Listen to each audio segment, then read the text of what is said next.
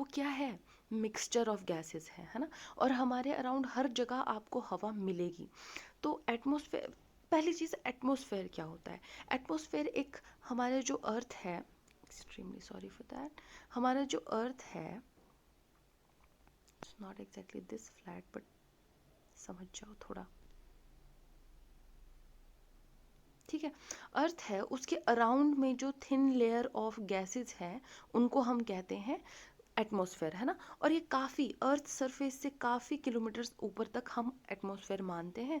और जैसे जैसे हम और ऊपर ऊपर जाते जाएंगे, जो एयर है वो और कम कम होती जाएगी, और जैसे हम स्पेस में पहुंचेंगे तो वहाँ हवा नहीं होगी, ठीक है। अब जो हवा है, एयर है, ये जो एटमॉस्फेयर में एयर है, ये किससे बनी हुई है।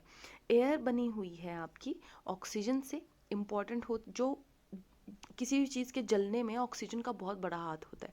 तो हवा में ऑक्सीजन है, वाटर वेपर है, नाइट्रोजन है, कार्बन डाइऑक्साइड है, डस्ट एंड स्मोक है।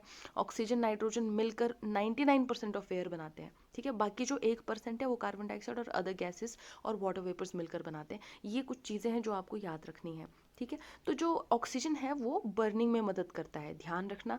नाइट्रोजन जलाने में, किसी चीज़ के जलने में मदद नहीं करता है, ठीक है। ये चीज़ का ध्यान रखना है। और ऑक्सीजन और नाइट्रोजन मिलकर 99% बनाते हैं एयर का। बाकी जो 1% हिस्सा है वो आपका carbon dioxide, dust, smoke, water vapours, ये सारी चीज़ें और बाकी गैसेस जो होती हैं वो मिलकर बनाती हैं बाकी का 1% ऑफ एयर, ठीक है।